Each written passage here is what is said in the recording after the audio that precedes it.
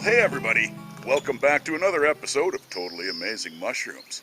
We'd had a pretty dry beginning of May, and we just had a few days of rain. And it's been just, the whole forest is nice and damp, and everything is just fabulous. And guess what's coming out of the ground, my friends? More fungi. So come for a walk with us, see what we can see. Well, it turns out there are some fungal buddies out there, and these guys are really hiding, I gotta say. I almost walked right past them.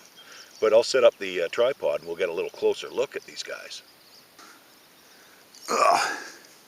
Alright, had to get myself down here. Not as easy these days as it used to be. Alright, what do we got? Okay, if the grass would let go. Okay, you can see that he's got a little ring here. A little ring, not very much of one, very fleeting. And he's got a dry stipe. Now these guys have a very dark brown spore print. And you can see that the cap's not cracking, but it's looks like it might want to almost. Now the question is, there's several that it could be. Is it Protostropharia semiglobata? Is it Stropharia albivellata? Is it Inosabe semi-orbicularis? Or is it Stropharia coronilla? Or is it Inosabe dura for extra sensitivity? Now, so we'll go through a few little things with these guys. First off, these guys are very small. They're in the grass. And, oh, yeah, they've got a very farinaceous smell to them. And like I said, they've got a dark spore print. All right, well, the Protostropharia semiglobata, that one has a long stem like this one, but it has a viscid stem. And this is very dry, I can tell that for sure. And it really likes the Pupi de Milo. So you're going to find those ones normally growing in dung. Now, is it Stropharia coronilla? Well, that one can be really stocky and have a thicker stipe and more of a meatier kind of cap. So I'm going to take that one out of the lineup. Is it Stropharia albivellata? That one, funnily enough, has a warm brown spore print. And it can get up to like 4 inches in diameter, you know, and it's got more of a pronounced ring to it as well. Kind of a little floppy ring, whereas this one's very fleeting. Yeah, now here's the thing, is the semi-orbicularis, also known as P80s, it doesn't have a ring. This one has a definite ring. Although flimsy and barely there, but it's still got a ring. So that makes me think that it is quite possibly the Inosabe dura out of all of those 5. That one likes grass. It has a very strong farinaceous smell, like this one, which is kind of like raw bread, or another smell would be kind of yeasty, which is basically the smell of raw bread. But those are my thoughts anyways. So I just happened to glance at this guy, and I was not wearing my glasses, and I thought, oh, we got a Xerocomus here, or Xerocomus, however you want to pronounce it. Yeah, because it looked like it was one of the little boletes, but I got up close, and look at this. It's got these beautiful golden gills, and they're just amazing. Look at that, they're beautiful. And they got these kind of red fibers on these on the stipe there. It makes it kind of look almost a kind of a pinkish tinge to it. Just beautiful.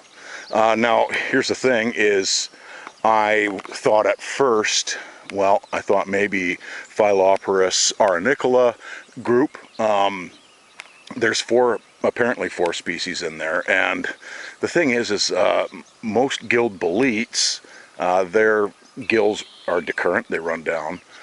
Some of them blue, some of them don't. But that's the thing with the auricula, is they have 4 different species in there. And apparently some blue, some don't, some are spring, some are fall, and yeah, some have decurrent gills and some are notched, like this one. The other thing is though, they say that they grow in sand dunes. Now, this is all sandstone soil here, so it's very sandy soil, so that may, you know, help, but I do believe that they do grow in the forest as well. But yeah, not quite positive on this. If I'm totally off base on that, please leave it in the comments below. Hey, growing out of the end of the stick here is a little Sterium hirsutum. It's a false turkey tail. These guys are really sweet. Quite easy to spot, actually. At this time of year when everything's green, and he's kind of an orangey yellow, but it still has those same kind of concentric rings. Has a lot of the same, not all, that is for sure, but it does have a lot of the similar medicinal attributes as the actual turkey tail. So very cool about these guys. But these guys are a little bit older. Yeah, beautiful. You can see their underside there, no pore surface. Little crust fungus. Put you back there. Go back to sleep. Right down here I thought there was another little Sterium hiding down in there, but it's actually a little Picipes badius. Yeah. Little Blackfooted Polypore. There's a little pore surface. Beautiful. It's been chewed on a little bit. Cool. Now I mentioned the flowers of the Lenosiliosa a while back. This is them. They're in prime shape to just pop them off and bite the end off the thing and just suck the juice out. Oh, it's so sweet. You don't get a lot of nectar or anything, but delicious. Look at this. The whole bush is just covered in them. Yeah, it's growing over this Omlaria cerasiformis. This is the Indian plum or Oregon peach. Yeah, beautiful. Very cool. Love my flowers. That's what I love about the spring, man. And looks like I somehow missed this guy. There's an oyster mushroom on this dead alder here. That's Pleurotus austriatus. Same species that I was growing at the house, but living out here on a tree. That's awesome. Zoom in. It looks like even somebody might have gotten a little bit, looks like somebody might have even gotten in there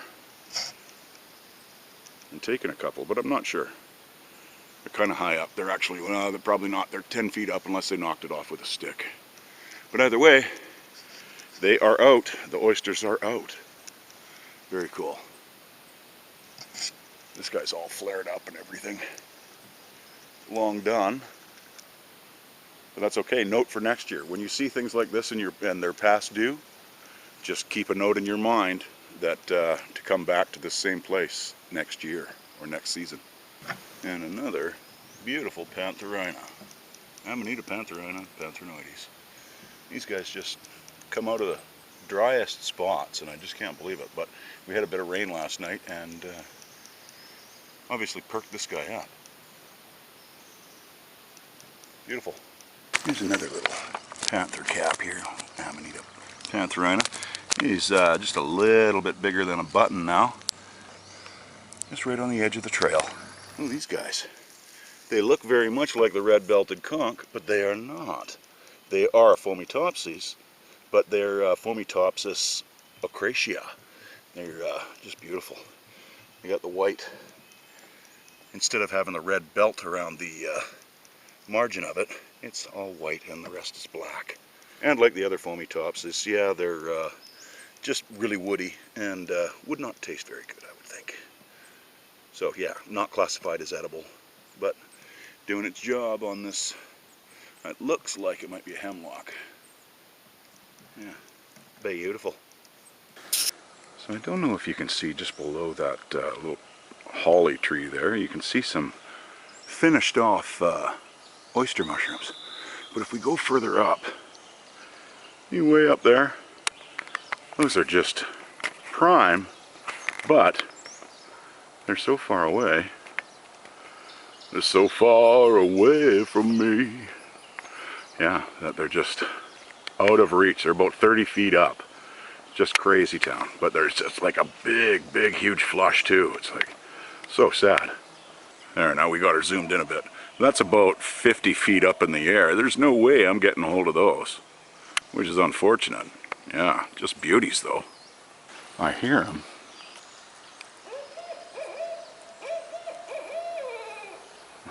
I love owls. My absolute favorite bird. Let's see if we can't get a little bit closer.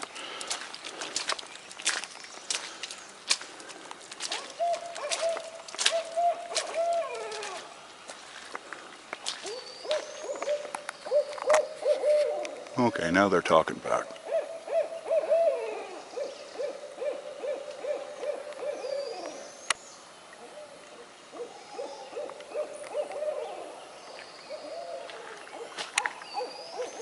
They're all through here.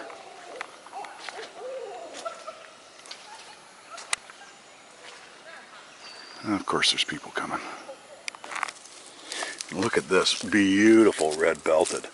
This is Fomytopsis muncier, also known as panicola. Yeah, just beautiful. And they've got this beautiful spore. They have this beautiful spore surface. These guys are just starting to get sporulating. Absolutely awesome. Beautiful colors. But you can see the red belt, whereas the occasia doesn't have this red, and it's just the black and then the white. Awesome. Oh, wow, this is, okay, bizarre. Here's another egg. Okay, and this really just blows my mind. It's another brown egg. Come on. I just can't figure out where these eggs are coming from. I am doing another experiment, and tomorrow I'm bringing up a couple of eggs, and I'm just putting them out here, and I'm going to put my bush camera on them and see who comes and takes them, because this is driving me bananas. Here's another red belted. Look at the, just absolutely gorgeous. So when they're on a tree that's vertical, they have their pore surface facing down, but if the tree falls down, like this one did, they have to reorient themselves. Here is their old spore body, and then after the tree fell down, it reoriented itself to do that, so that its pores are facing down. Here's some beginnings of little tiny, these are the Indian pipe or a ghost pipe. These are little tiny plants. There we go. This is Monotropa uniflora. And yeah, they don't have any chlorophyll in them, so they cannot do any photosynthesis. But looking at them, they look, just as they're kind of coming out of the ground, they look kind of like a clavulina or other ones that look very similar. These guys need to get food and nutrients off of other plants and possibly fungi. And they'll get a good, well, foot tall, and they look really neat. But yeah, they'll be coming out very soon. Oh, we got one of the little fiber heads here. This is one of the Inosabes, and you can see that they break, these chunks break off there. Hence the fiber head or fiber cap. They got a brown spore print, and they are very spermatic smelling. It's not a pleasant smell, for sure, but most of the Inosabes are toxic, so yeah, stay away from those. But just, they're on the floor, but they were on the fourth floor, so I had to give them a little bit of a highlight. And wow, you know, we were just speaking about Clavulina cristata or coralloides. Wow, look at these guys. These are not them, LOL. These, see, the Clavulina cristata can be kind of a drabby white, kind of a creamy colored, to a kind of a beige. And they have these little tiny crown tips on the end of their little fungal bodies. Okay, these guys are pure white, like they've been bleached. And they are actually Fomytopsis kunzii. They are very similar to the Clavulina and can be mistaken for them, but they have more blunt heads on them, and the tips are blunt. They can be a little bit pointed, but you're not going to see a bunch of different little spikies coming out of them. So yeah, these guys are all through here. Beautiful.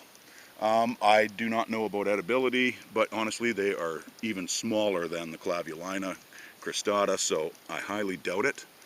But yeah, so they get these kind of club-like ends on them. Just so neat. Very cool that fungi can be so similar and not even in the same genus. And the Clavulina, once they get parasitized, they turn into like Cruella de Vil, and they'll get that dark gray and white. So cool. Yeah, they look very much like, you know, when you're looking at those baby ghost pipes that were trying to come up. But just beautiful. Well, alright everybody, That's all we found for today. But thank you very much for watching, and if you enjoyed what you saw, please hit the like and subscribe button, and we'll see you next time around. Take care, my friends.